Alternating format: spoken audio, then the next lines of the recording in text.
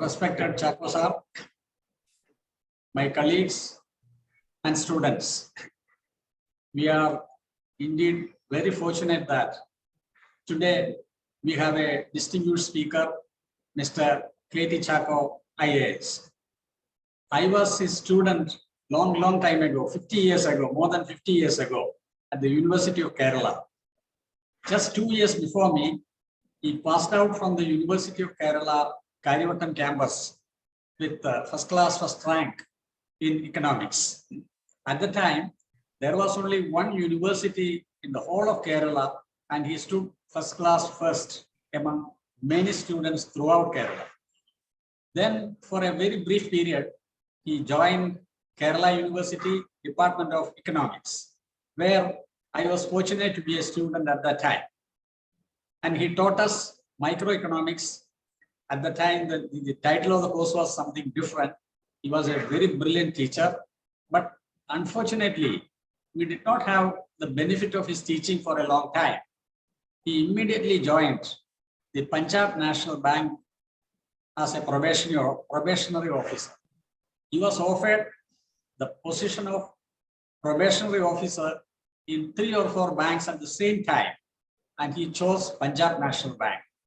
There also he didn't stay. Immediately he joined the IPS, Indian Police Service. There also he did not stay for a long time. After a few months, he joined the IAS, Indian Administrative Service, and he was in the Madhya Pradesh cadre, and in the cadre, he rose to the top in the state. Then he retired from there. Meanwhile, he had served many years in New Delhi also. He was very close with academic things during his career as an IAS officer. He was the Vice Chancellor of Indian Institute of Trade for 3 or 4 years, I think. And in that sense, he is exposed to administration, he is exposed to academics, and he has a blend of both. Moreover, he is an extraordinary speaker. This I have learned from my own experience when I was his student. He was one of the most popular teachers, though he was the youngest, just 2 years senior to us. And I welcome you, sir, very warmly to this meeting. And my colleagues are here, Dr. Santosh Kumar, Professor Hari Kumar, Professor Arunachalam, and my students of econometrics and financial technology. My students means you are grand students in that sense. They are here. And I request you to kindly deliver your address on trade and development. Once again, I welcome you, sir. Thank you. Thank you, Professor Nair. It is indeed a pleasure to touch base with you after such a long time.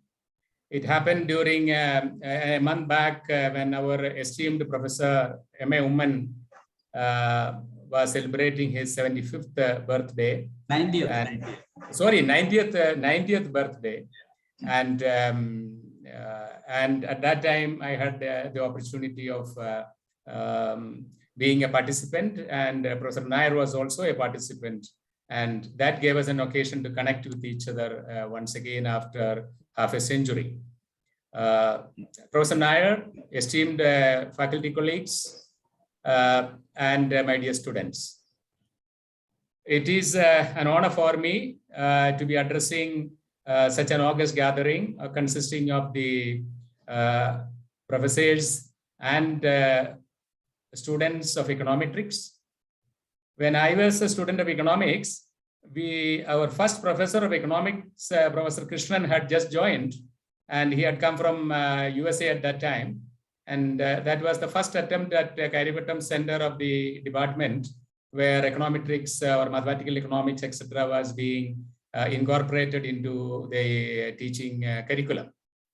And I won't take long by way of introduction, because I think I'm expected to be speaking for altogether around 45 minutes.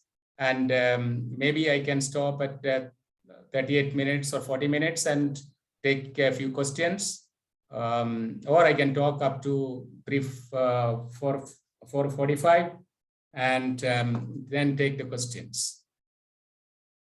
My dear friends, I had the unique privilege of being in an administrative service, but actually handling applied economics. I was in charge of the Uruguay round of trade negotiations as Director Trade Policy when the Uruguay round was launched in Punta del Este in 1989. And then I was into export administration, export promotion. Then I was looking after trade and investment for India, focusing on 10 countries based in Singapore at the level of Deputy High Commissioner. And then again, I was the Director General of Foreign Trade of the country. And finally, I was Vice Chancellor for 5.5 years at the Indian Institute of Foreign Trade, a knowledge center which was set up by Pandit Nehru in 1953. We have around 3,000 students, PG students, and around 100 PhD students at that time, spread across 3 campuses of Delhi, Calcutta, and Dar es Salaam. My dear friends, my subject for interaction with you today is trade and development, which is a broad spectrum. Being a student of econometrics, I don't know to what extent you are introduced to issues on trade and how trade is intrinsically integrated with the development, economic development, and its impact on the economy. I don't know whether you have had any chance or lessons or discussions or lectures on that subject. I doubt very much. So my endeavor would be to just give you a broad spectrum about how trade and development interacts and what is its interplay and how is it relevant. Is it because trade is a very interesting subject, and I had occasion to negotiate trade treaties with almost all the countries during that period of around 14 years. I was in Ministry of Commerce. So I had occasion to travel to more than 75 countries for bilateral discussions. So it was a very lively engagement. And the result was something which one could see always, whether the trade is progressing, whether the quantum of exports is growing to that particular destination, and what are the hiccups which are to be removed, what are the bottlenecks which needs to be addressed. So it is a very hands-on job of actually applying the economic theories to my work. And I had also the privilege of being a student at Harvard University in USA for my master's in public administration, where also around 80% of my courses were economics, including negotiations and monetary policy and trade, etc. So I wore 2 caps during my service career. One is a little bit of academic flavor I had, and then of course, economic administration of the country, particularly on issues relating to trade and development. My dear friends, if you look back at the history of our independent India, or even pre-independence, you would see that one of the few rich countries in terms of natural resources and spices and agriculture and silk and various other products, if you look at, India was one of the richest at that time. China, India, Egypt, these were the ancient civilizations which had made a mark. And others were novices and newcomers who were trying to look at India and understand how these things are being handled in a large country like ours. But things changed during the British rule and the colonization, and also during the subjugation of the country by various monarchs and their limited way of understanding the needs of the country and its people. So there was a downward trend also. And when we got independence, actually, we had to willy-nilly follow a policy of some sort of a self-reliance, because we didn't have foreign exchange to spend unwisely. So therefore, whatever access to foreign exchange, etc., we had to reserve it for essentials. And therefore, the idea was self-reliance. Nehru preached it. And the first and second 5-year plans of the Mahalanobis, BC Mahalanobis, etc., that also underlined the need for self-reliance and import substitution. And trade used to be controlled through physical controls. Physical controls, you understand, that is a licensing system, as opposed to fiscal controls, which is a levy of duty. Through a higher levy, you can discourage its imports. Through a lower levy, you can encourage exports of raw materials and intermediates, which are essential for final manufacturing. So the policy was basically very steep duty, customs duty for imports, particularly of finished goods, which are not essential, and somewhat liberal policy of a few products which were of a lower duty order. The import duty used to be in the vicinity of 200+%. And you will understand that today we have our average rate of duty is around 12.5%. And almost 95% of the products are under what the trade people would call open general license, OGL. That means it's an open general license given to everyone, you can import it. And the duty will be very nominal. Restricted items and prohibited items of imports are very, very limited. Just about 400, 500 items are there on restricted would be, prohibited would be just in the vicinity of 150 to 200 items. And restricted would be just under 1,000 items. So all the rest of the items running into hundreds of thousands and thousands of tariff lines are under open general license. That means you can import it without a license, provided you pay the customs duty. And the customs duty itself, I mentioned, has seen a southward trend of a very drastic reduction from 200 to 300% to just about 12.5%. And some products carry a duty of just around 5%. And that was also the time when independent India thought of institution building.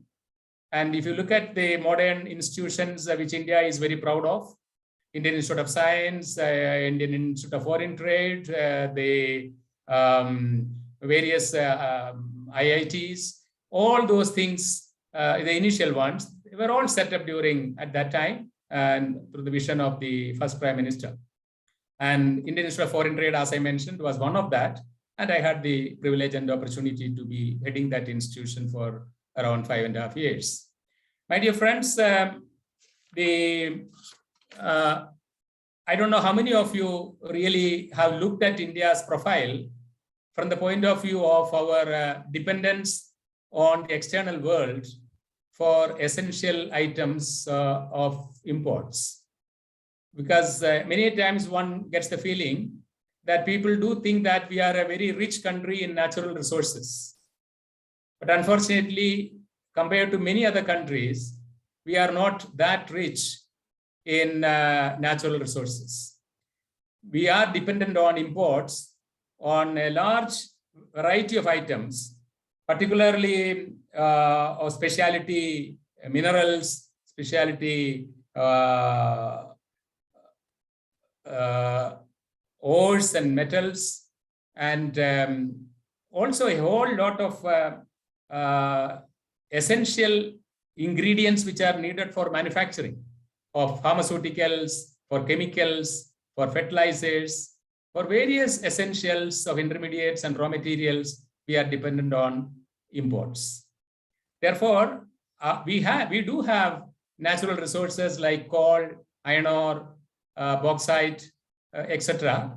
But the rare minerals and which are in high demand at the moment for semiconductors and various other applications, we are dependent on imports.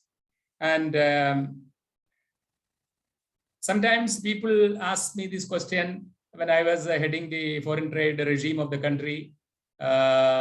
why can't we restrict our imports and reduce our imports so that we will have enough foreign exchange reserve and we need not be concerned or unduly about the comfort factor. But my dear friends, if you look at the profile of India's imports, you will find that there is very little we can do to reduce that imports. Because I don't know whether you have had occasion to look, even some of the agriculture products we are dependent on imports, particularly the pulses and edible oil. We are yet to be self-sufficient on edible oil. We are grossly insufficient in terms of pulses. So agriculture products are also being imported, which are in large quantum. And leave alone petroleum products, which of course all of us know we are heavily dependent. Around 30% is 40% is our domestic availability. The rest is all imported. And also the raw materials and intermediaries, which I mentioned, which are needed for manufacturing of final products and services. So therefore, our room for limiting imports is very limited. And but at the same time, you all know the story of the 1991, and we had just 14 days of import cover left in terms of foreign exchange reserve at that time. That means whatever India needed to import, we could have imported only for another fortnight with that foreign exchange. Then we would have had to shut down. So that was the time when willy-nilly, Mr. Manmohan Singh and Narsingh Rao at that time, Prime Minister, took the initiative to liberalize the economy, loosen the controls and the licensing system, and then going for fiscal controls rather than physical controls, and gradual reduction in the import duty of the essential imports. And today, if you compare that, we have around 11 months of import requirement can be met through the available foreign exchange reserve. Where was the 14-day situation in 91? And today we have 11 months, 11 and a half months cover of import cover in terms of reserves. And that has been built up slowly. But at the same time, the reserve position is a little dicey because you know that foreign exchange reserve is comprising of a small percentage of gold, then it is the hard currency, and then there's the special drawing rights or the SBRs. So that is the form in which the reserve is kept. But the components of the foreign exchange reserve is by and large foreign currency flows into the country. It comes through direct investment. You and I call it foreign direct investment. And then there are portfolio investments, which is coming hard currency investments into Indian stocks and shares. And there are also bonds and various other investments which are happening from that. And then foreign remittances, which in Kerala is very familiar. And so these are, and then of course, if exports. These are the various principal instruments through which we get foreign exchange. And as you know, capital investment in terms of foreign direct investment is a more durable flow of hard currency into the country. But the portfolio investments into stocks and shares is somewhat fickle, because if the stock market goes down, they will withdraw the money. If their expectation Indian economy is not doing well, then they will withdraw the money. And foreign currency in terms of remittances is highly susceptible to what happens in the external world about instability, where is war or where is problems. So there are concerns. Therefore, only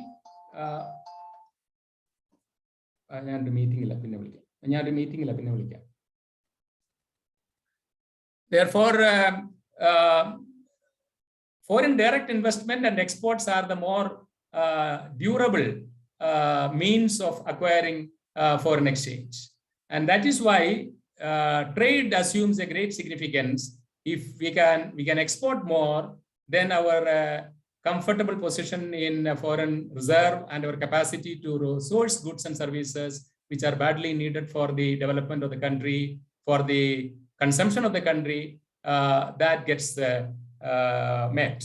So many times there is a feeling that exports are not directly contributing in addition to the creating a foreign exchange buffer.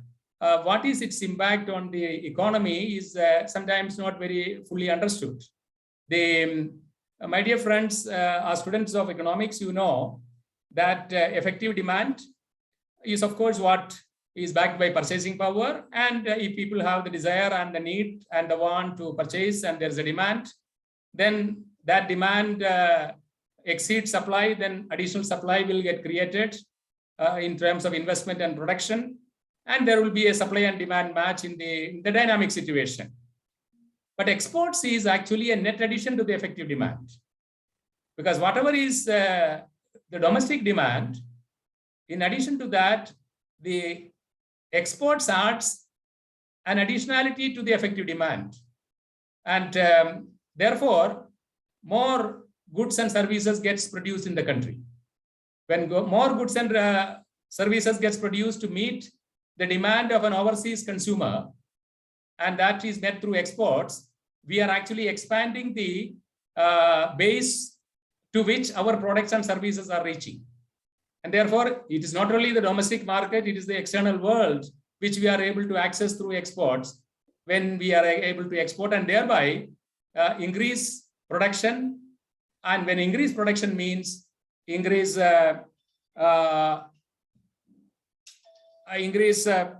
employment. Sorry, I'll call back in the meeting. Increased production means there will be more employment and more income, and the standard of living of the people that gets enhanced. In fact, exports, I'm sorry, I'll just tell this gentleman. Meeting, please.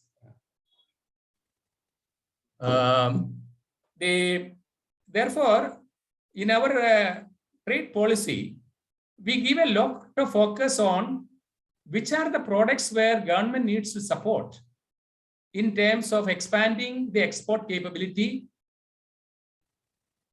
And we select mostly those products which have a high employment quotient.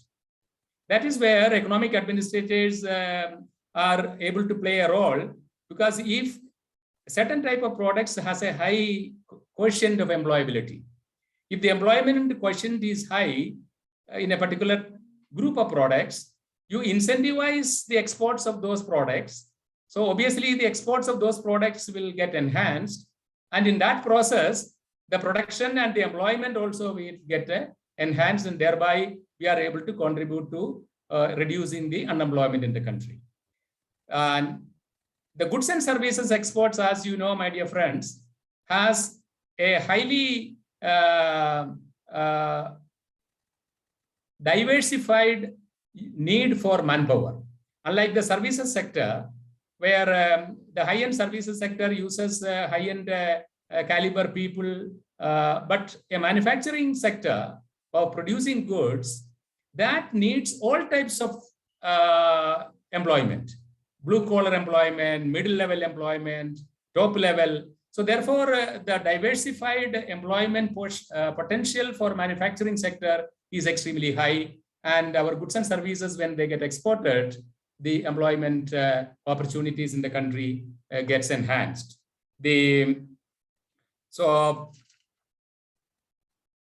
But as students of economics, I'm sure you should ask this question. Are exports or emphasis on exports is something which is an absolute bliss, or is there any negative concerns which we should be concerned about? Well, certainly. Of course, I would, with my exposure to the sector, I would say that the positives far outweigh the negatives, but we should be understanding what are the negative aspects involved. Because particularly if you take crucial sectors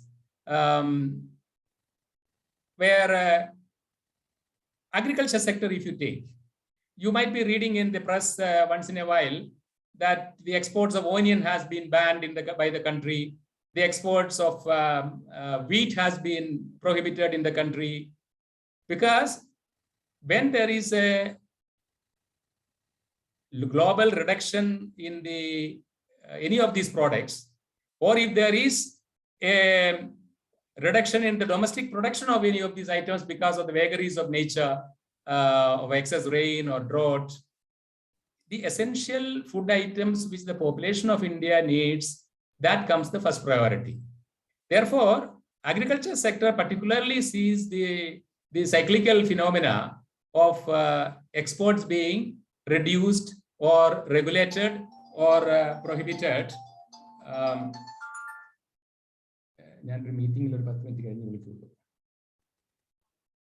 So therefore the exports also needs to be disincentivized sometimes, and therefore if export incentives are being given for a particular group of products, when the domestic scarcity arises, then those incentives are withdrawn, and sometimes export quotas are fixed so that you don't export more than what is allowed. This happens particularly in agriculture sector. It can also happen in the mineral sector also, to mention a few. Example, we have a high Fe content iron ore.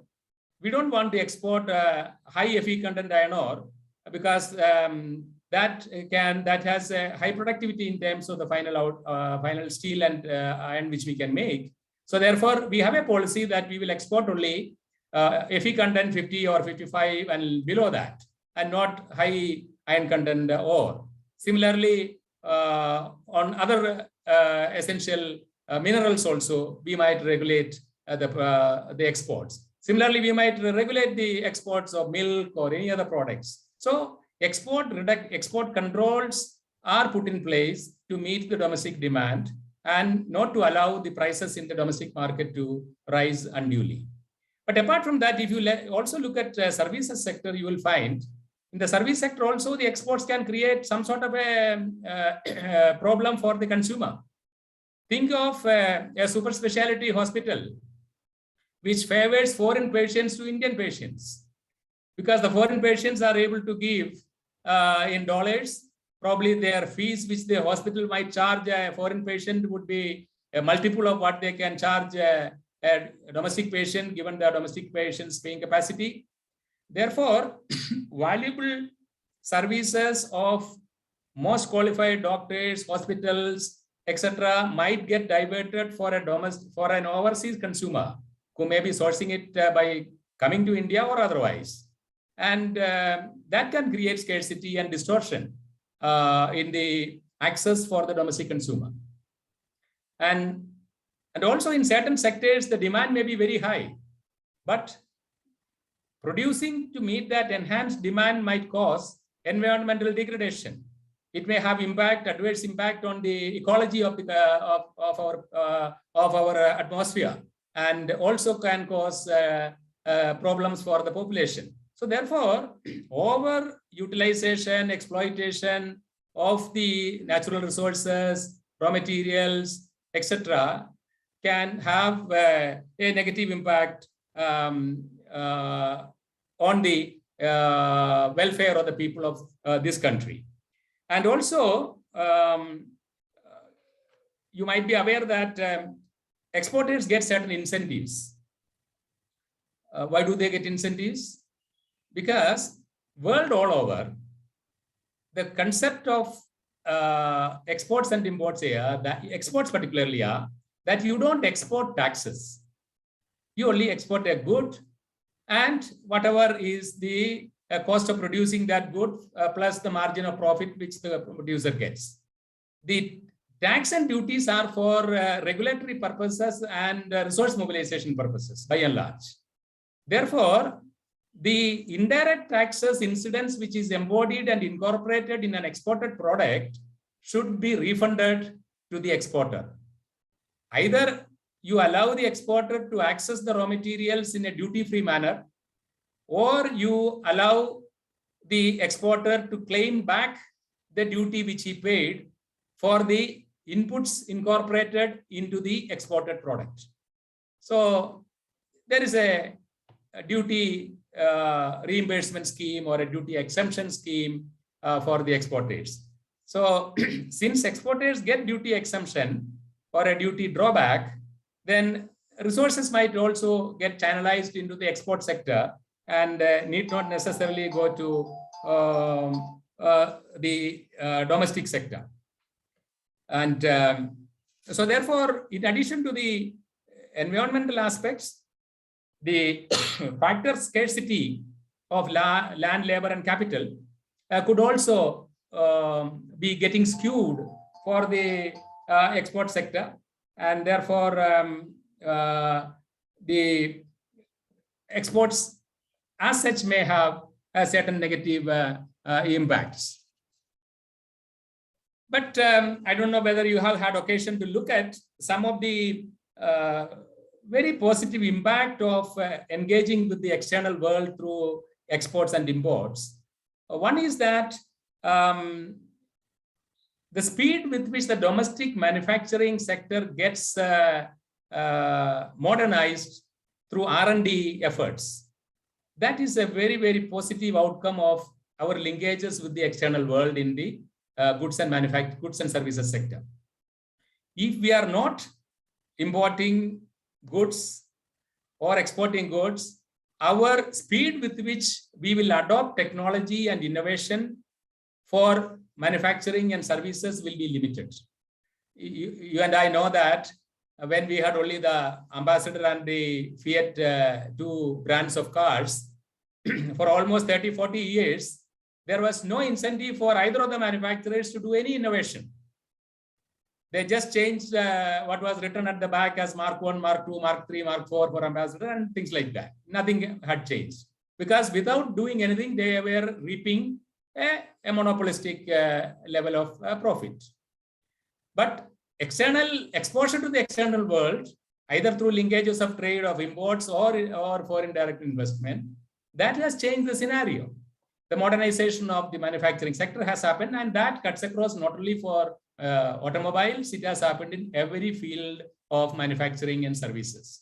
Therefore, our linkages with the external world has a huge benefit for the economy in terms of modernization, adoption of new technologies, more focus on R&D and investment into the research and development. Otherwise, left to ourselves and our domestic closed market situation, these things would not have happened.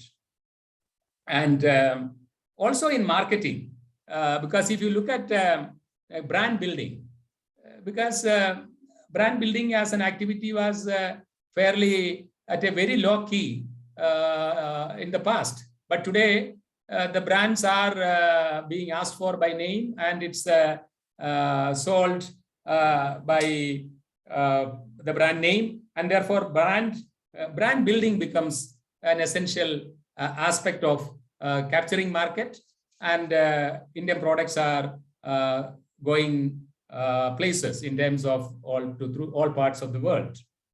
So how does the trade scenario works? The trade, international trade, as I said,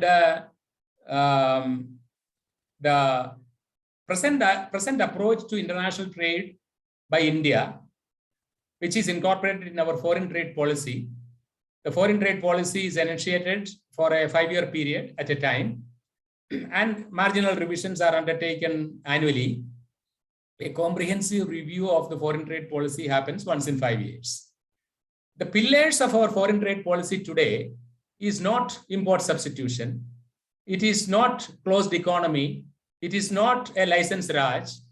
It is an open access to goods and services, and using the mechanism of duties and levies to incentivize certain products and disincentivize certain type of goods and services. So from a license Raj economy we have moved into an economy which is regulated through fiscal controls and not physical controls. So our objective today is enhancing economic activity. Whether we are importing more or exporting more, well, it is important to some degree, but it is not the final yardstick. What is more important is enhance economic activity through engaging with the rest of the world, through trade in goods and services. And therefore, if we engage more with the external world through trade in goods and services, our growth of the economy, growth of our GDP, growth of our employment becomes faster for the reasons which I mentioned earlier. Then also we have a focus on special economic zones and export-oriented units. The special economic zones, you know that it was started some 3 decades back, and it had its fair share of negativities attached to it, because large capital investment in terms of real estate happened in different parts of the country, particularly Andhra, Tamil Nadu, Gujarat, Maharashtra, etc. And that became an industry instead of focusing on exports of goods and services. So the model has been reworked. And but for manufacturing units which are in the export processing zones or in the export-oriented units, they have an access to duty-free imports of good raw materials and intermediates, which goes into that. Then you have the WTO. The forerunner of WTO, as you know, is the GATT, General Agreement on Tariffs and Trade. I had the opportunity to negotiate under GATT and under the WTO framework for almost a decade and a half.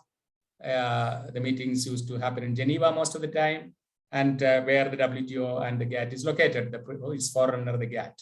So India has always been a votary of a rule-based system rather than the might of a nation deciding what should be the terms of trade between countries. Because India being a developing country, though it is an advanced developing country, we are still a developing country, and we are not in that league of the OECD. And therefore, the economic and the other political and military might of the country is not in our favor. Therefore, it is always good for the weak to be protected through law, systems and rules and regulations, because otherwise bilateral trade agreements will be arm-twisted by using the might of the negotiating trade partner. But if you are negotiating under the WTO regime through a common MFN arrangement, that is the most favored nation arrangement, then what happens is that the rules are applicable to everyone. And in a rule-based system, we get better justice than a bilateral terms under which trade agreements are incorporated. But my dear friends, you know that the rule-based system of the WTO has undergone a lot of question marks, particularly ever since the previous president took over in the United States. He has practically throttled the WTO and its organs, the dispute settlement mechanism, and not abiding by the rules and the decisions taken at the WTO, blocking WTO discussions by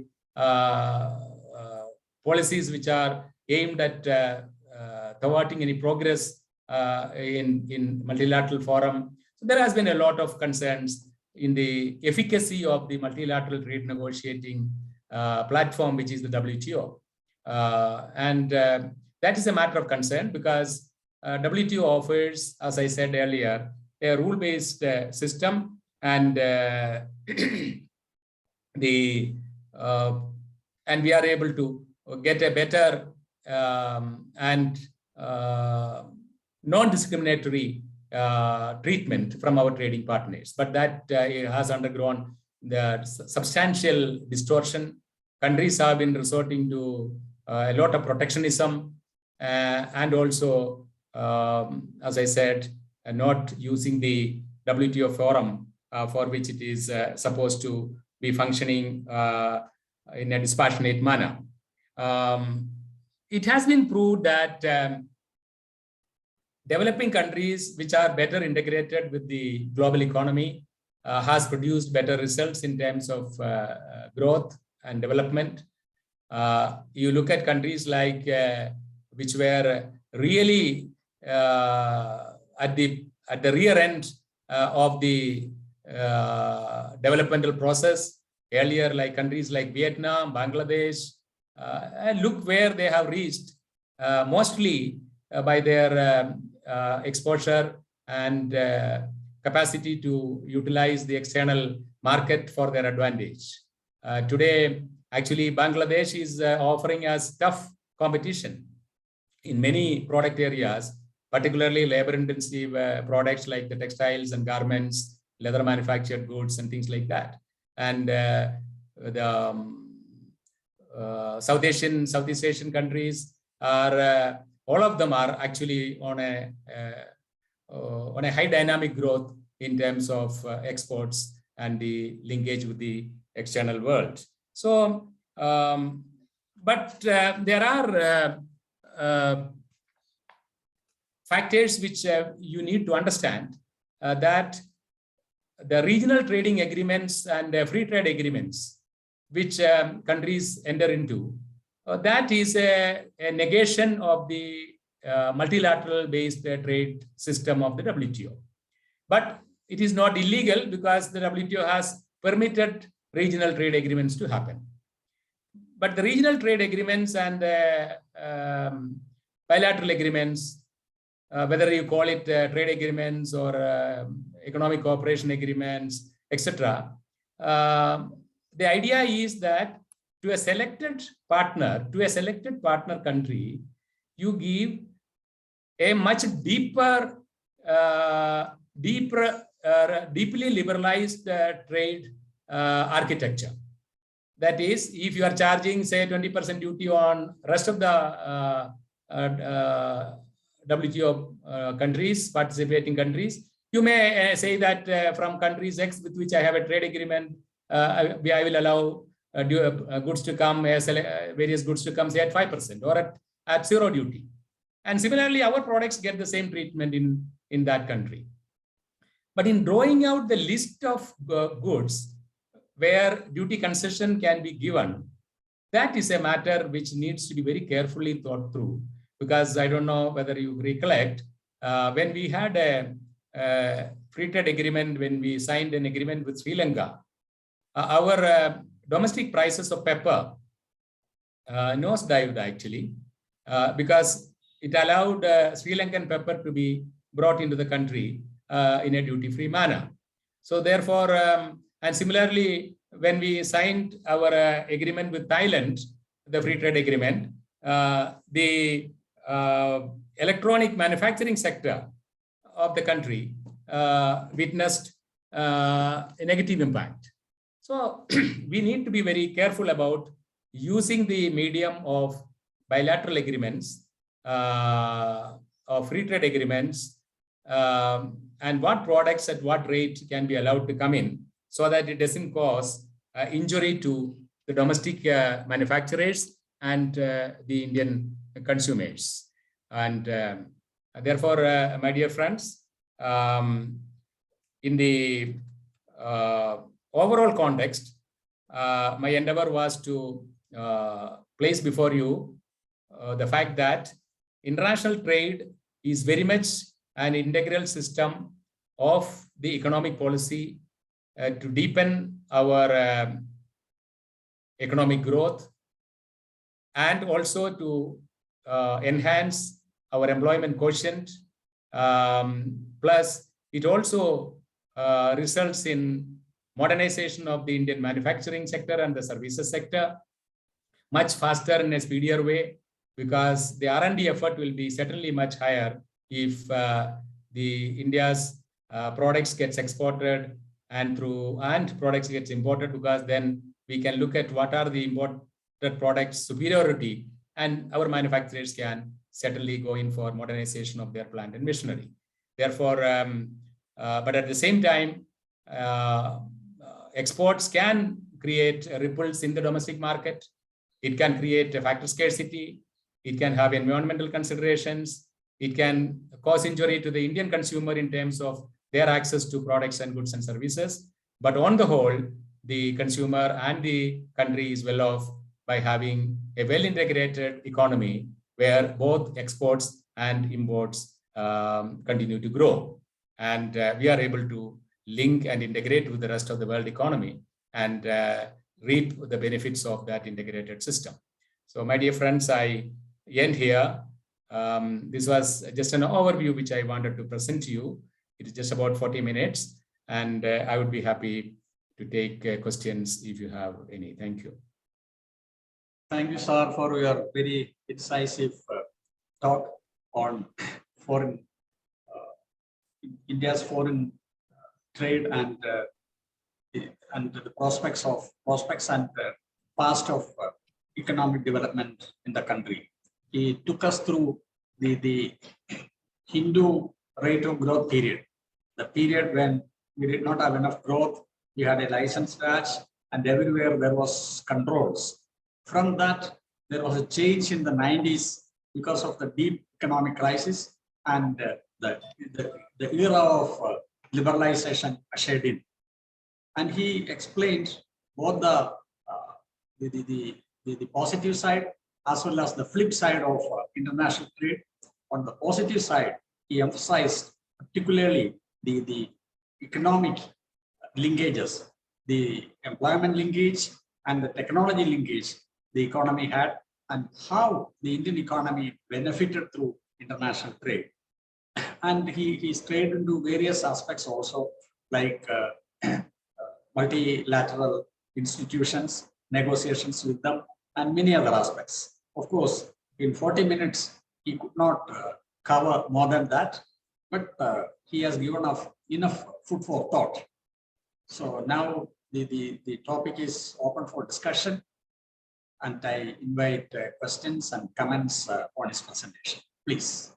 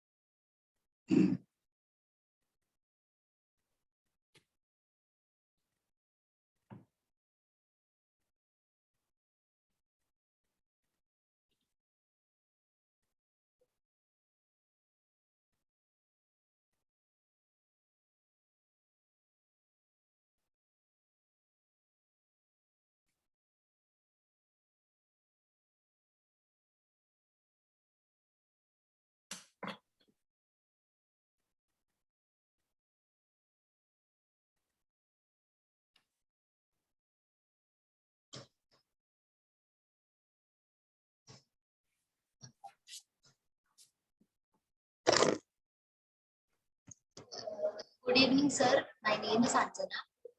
Good evening, Archana. Good evening. Sir, I would like to know how COVID-19 has impacted the foreign exchange, inflow of foreign exchange, as well as foreign direct investment in India. Archana, I don't have any data on it, but you and I watch the global situation. And during the last 2 years, ever since COVID impacted, there have been for the last, the situation has changed in the last 6 months or so. But till that time, for a year and a half, there was a deep impact on all the economies of the world in terms of investments, new investments, employment generation, and in every aspect of economic activity. So which is natural, because when the world itself is in the grip of a pandemic like that, the production, consumption, everything goes down. And to that extent, India was also not an exception. But hopefully, these are transitory events that will keep on happening. You had the Spanish flu in 1817, in 1917. So, and that went away, and you have an influenza today. We don't bother much about it. Hopefully that will see. But then these are aberrations which happens, and there will be an impact in every country, including India. But then fortunately we are now more or less recovered from that. The growth levels have bounced back. The foreign exchange reserve has climbed back, and the employment levels are slowly going up. Though of course inflation is also climbing at the moment, but hopefully that will be under check. Thank you, sir. Any other question?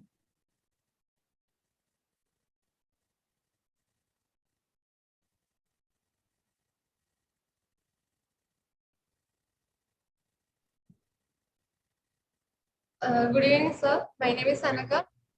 My Yes, question- Anka, good evening. How new foreign trade policy will help exporters to combat the hazards faced by COVID-19 and protectionism? Which is good. Well, as I said, Anaga, COVID-19 is a transitory event, and nobody can do anything through policy initiative unless we are able to overcome that pandemic. That fortunately, I would imagine that is on its way now. Though, of course, different type of mutation will happen and it will keep on resurfacing, but hopefully not with any major adverse impact.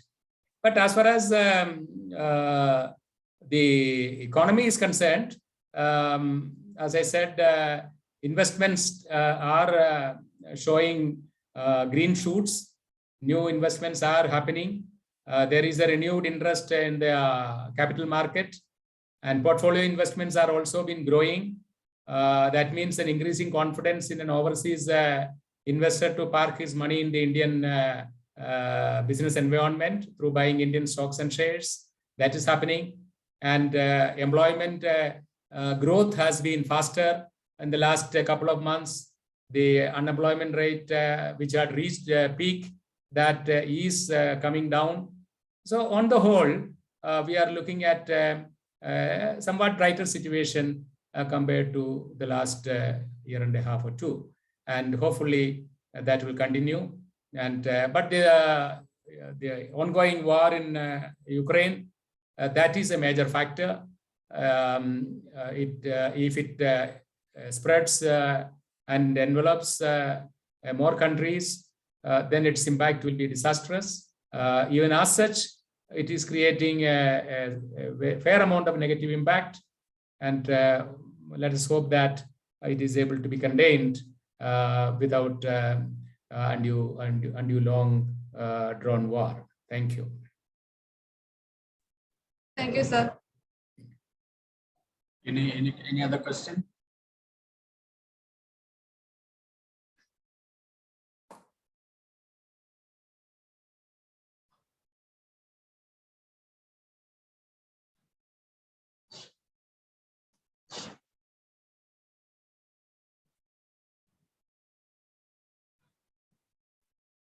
Good evening, sir.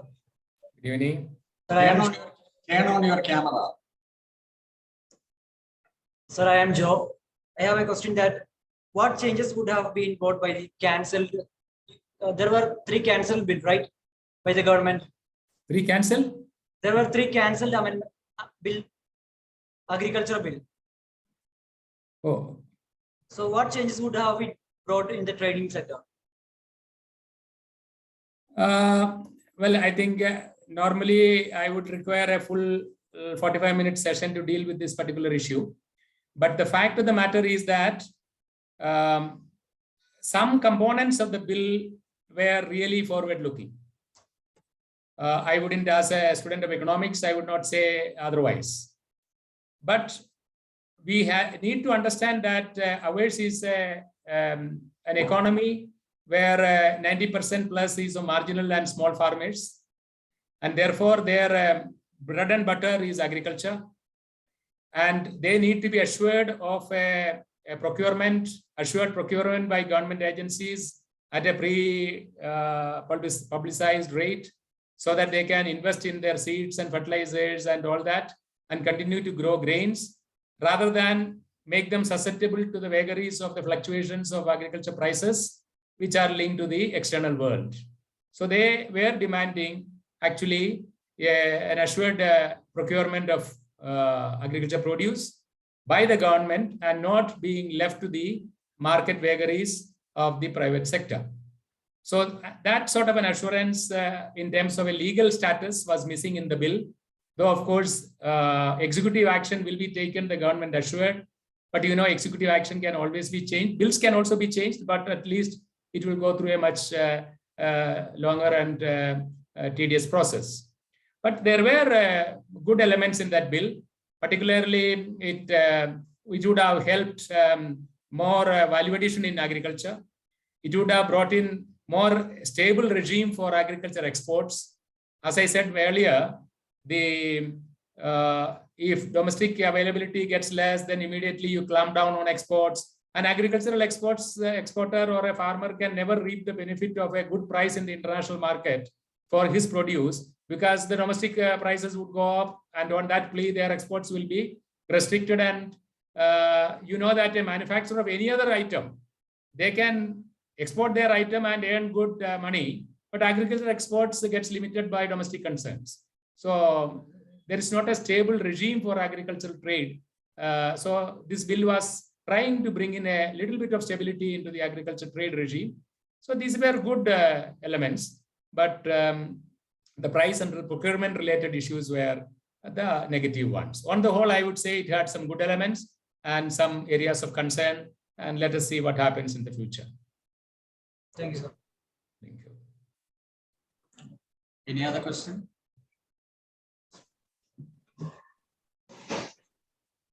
Hello, sir. Turn on your camera.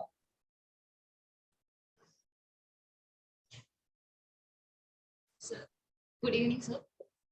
Good evening. How can a country Your decide? name, please. Your name, please. Gopika. Yes, Govika.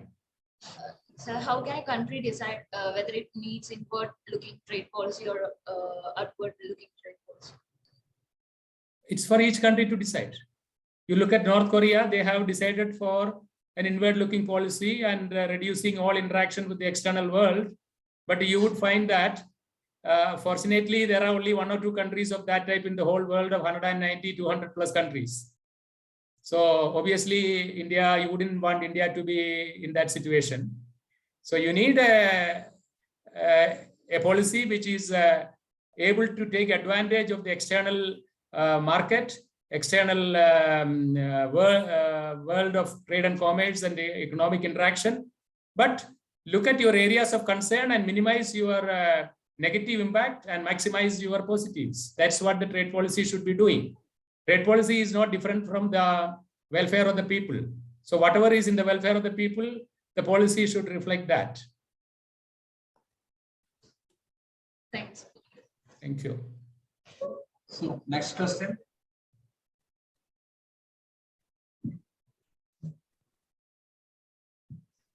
Good evening, sir. Good evening. Myself, Annette. So my question is, could you please explain the dilemmas faced by India's trade policy? As I said, the dilemmas placed by India's trade policy is that as a pure economics student, I would say that trade and commerce should be liberalized to such extent that factors of production should be able to move across borders. Final products and services should be able to move across borders. We should be in an optimum situation of near perfect competition so that efficiency is the highest and distortions are the minimum. So that brings in the better efficient utilization of raw materials and inputs. So your productivity will be high, your absorption of technology and R&D would be high, but that is an ideal world. That ideal world is always conditioned by reality factor, and that is where we end up with positive list of goods which can be imported, then intermediate, and then there is the prohibited goods, then there is the restricted goods, then there is the open goods, and then there is a duty mechanism to regulate what you want to incentivize and what you want to discourage. So that's all a reflection of what, but as a student of economics, I would say that the freer the world in terms of movement of goods and services and factors of production, it is good for efficiency enhancement. But that is in the theoretical realm. and that doesn't exist in the real world. So the real world, the real concerns are there, and that is being addressed through successive trade policies. As I mentioned, each trade policy tries to understand the negative impact of an existing policy and rectify it, and maximizes what has not been utilized or engaged in the past. So therefore, it's always a question of learning from the past and going forward, which can maximize welfare. Thank you, sir. Thank you.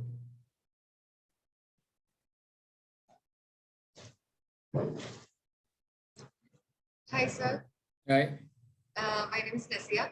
And sir, according to other countries like US, the initiatives like Atmanirbhar and the Make in India initiatives tend to increase the domestic economy and reduce the reliance on imports. So what do you think are the future prospects of these initiatives like Make in India and Atmanirbhar?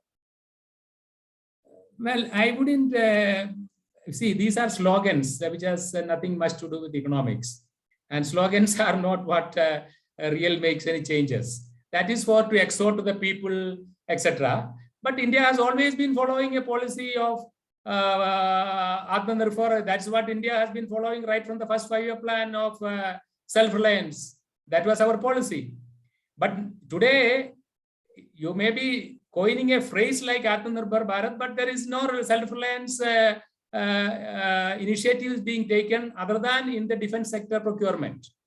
All other areas you continue to import, even the defense procurement, you cannot be Atmanirbhar because your technology and your capacity to produce goods and services needed for the defense sector is very low.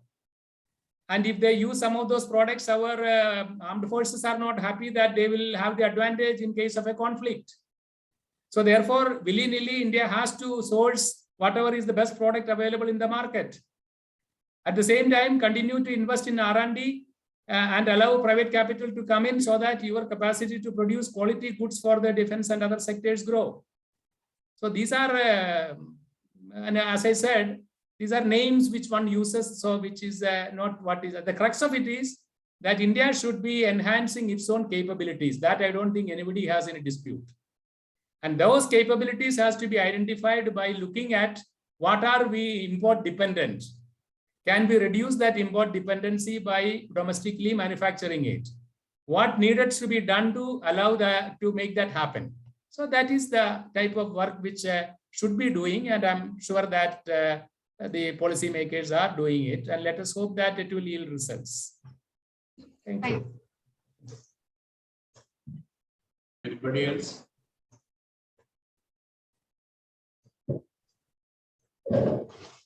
Good evening, sir. Good evening. Sir, my name is Manu. I want to ask about the import of coal from Australia. So I heard that India has a low quality coal as a source in different parts of mines in India. So we import the high quality coal from Australia, like countries like Australia. And I heard that there was a high pollution problems, so high destruction of coral reefs near Australia called Great Barrier Reef in recent days. So what actions can be done to reduce such an environmental problems through the trading and import of such high quality coals? See, natural resources has a value if that natural resource can be used for production of goods and services. Experts say that if we are aiming at limiting the adverse impact of on environment of burning of fossil fuels, then the life of coal should be limited. Because a natural resource has no value unless it can be used for producing something. So what will be the value of our coal deposits also we don't know, because if after 30 years or 20 years, the world comes to an agreement that all coal-based plants should be shut down, then all our coal will remain underground and hopefully we'll have a better environment, but an unutilized natural resource. The imports from Australia of coal was happening for two reasons. One, lack of domestic capacity to move coal to the various manufacturing facilities because of the traffic and the transport bottlenecks. Secondly, our limited capacity to mine quality coal from deep inside the mine by going deeper and deeper.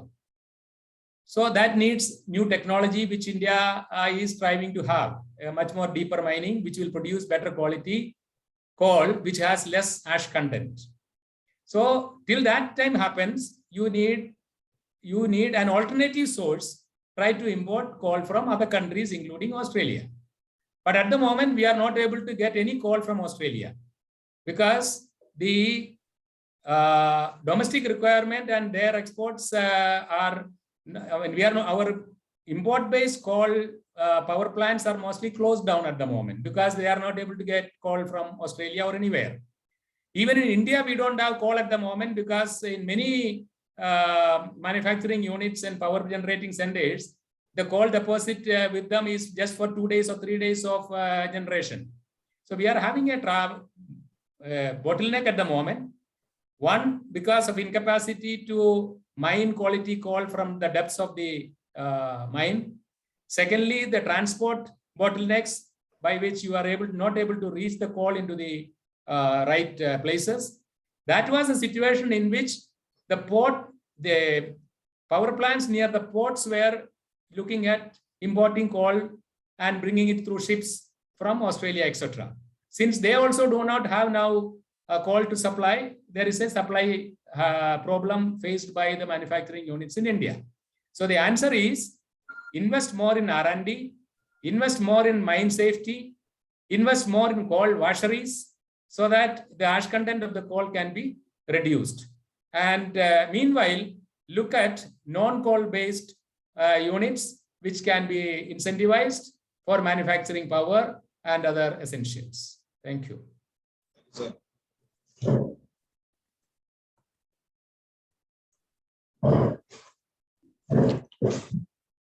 So good afternoon. Good afternoon. Myself is Sajlal. My question is the formation of ASEAN has helped the Southeast Asian countries to achieve faster pace in development. But when it comes to India and other South Asian countries, it doesn't happen with the SAARC as an association. So what are the problems? Well, I think you and I know the problems because the South Asian region doesn't have very stable, fast-growing economies. If you look at Afghanistan, you know the problems. You look at Pakistan. You look at Nepal, Bhutan, which are very, very small entities. They are very, very small in terms of any meaningful capacity. You look at Sri Lanka. Sri Lanka went into the lap of the Chinese by borrowing heavily into infrastructure, and they went into a real problem. And so you look at any of the regions of the SAARC,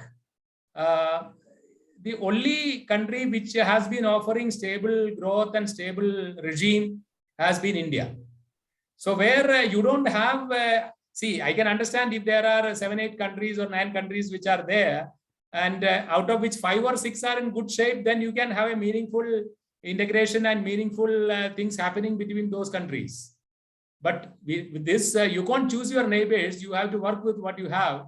And what you have is very suboptimal. So therefore, your capacity to move forward, and I have been participating in the various SAARC meetings from 1985 onwards, but the outcome have been very miserable. So I don't think there is any great future for SAARC. Thanks. Thank you.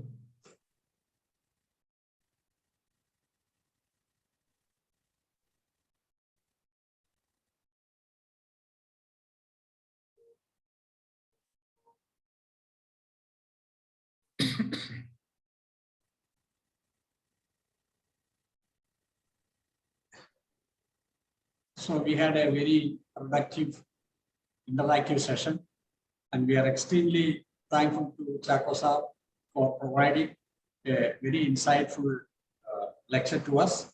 And I hope that his support, guidance, and cooperation will be with us in the future also. I hope someday he will be able to come over here and give lectures to our students. Thank you, sir. Thank you very much. Thank you, Professor Suman Nair. It was indeed nice to interact with you, and you are very eager students who have certainly asked a number of relevant questions and raised issues. It shows you have been able to ignite a spark in them. I wish them all success. I wish the center all success and the econometrics program. And I would be happy to come over as and when that is possible in the near future. I look forward to that. Thank you very much. Thank you, sir. Thank you. Good day to all of you. Hello. Yes. Yeah.